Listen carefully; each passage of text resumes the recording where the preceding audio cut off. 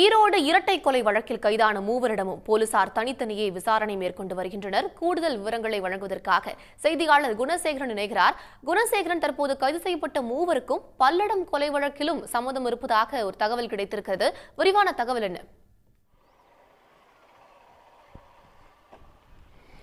நிச்சயமாக மேற்கு மண்டலத்தையே அதிர்ச்சிக்குள்ளாக்கி இருக்க ஈரோடு இரட்டை கொலை வழக்கில் 3 பேரை போலீசார் அதிரடியாக கைது செய்திருக்கின்றார்கள்.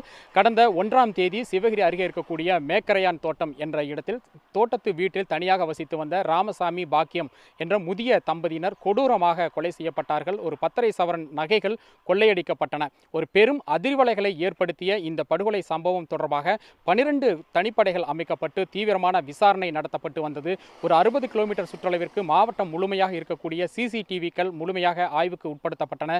ஈரோடு, திருப்பூர், நாமக்கல் உள்ளிட்ட பல்வேறு மாவட்டங்களைச் சேர்ந்த குற்றப்பிரிவு போலீசாரும் இங்கு முகாமிட்டு ஒரு தீவிரமான விசாரணை நடத்தினார்கள். கோவை ஐஜி, டிஐஜி தலைமையில் இந்த விசாரணை நடத்தப்பட்டு வந்த நிலையில் இந்த கொலை சம்பவத்தில் ஈடுபட்ட 3 குற்றவாளிகளை போலீசார் கைது செய்திருக்கிறார்கள். 3 பேருமே சம்பவம் நடைபெற்ற இந்த அரச்சலூர் அருகே சிவகிரி அருகே இருக்கக்கூடிய அரச்சலூர் பகுதியைச் சேர்ந்தவர்கள்.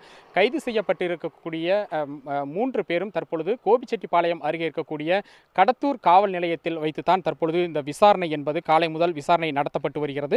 இந்த விசாரணையில் சிவகிரி இரட்டை கொலை சம்பவம் மட்டுமல்லாமல் மேலும் 6 சம்பவங்களில் இவர்களுக்கு தொடர்பு இருப்பது தெரிய வந்திருக்கிறது. இதிலும் குறிப்பாக பல்லடத்தில் 3 பேர் கொலை செய்யப்பட்ட அந்த சேமலை கொண்டம்பாளையத்தில் நடைபெற்ற அந்த கொலை சம்பவத்திலும் இவர்களுக்கு தொடர்பு இருப்பது உறுதி செய்யப்பட்டிருக்கிறது. தற்பொழுது பல்லடம் கொலை வழக்கை விசாரித்து வரக்கூடிய போலீசாரும் இங்கு வந்து இந்த விசாரணை இவர் 3 பேரிடமும் விசாரணை நடத்தி வருகிறார்கள்.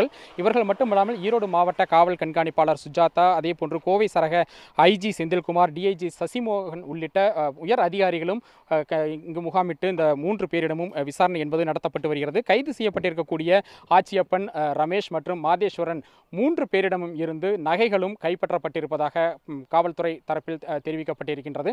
இவர்களுக்கு எந்தெந்த வழக்குகளில் இந்த தொடர்புகள் இருக்கின்றன என்பது குறித்து தான் அடுத்த கட்டமான இந்த விசாரணை என்பது தொடர்ச்சியாக நடைபெற்று வருகிறது.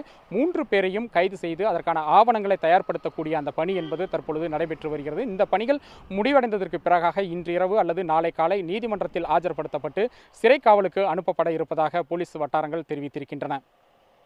கள்ள விவரங்களுக்கு நன்றி குணசேகரன். உடனுக்குடன் செய்திகளை தெரிந்து கொள்ள சன் நியூஸ் பெல் ஐகானை கிளிக் பண்ணுங்க.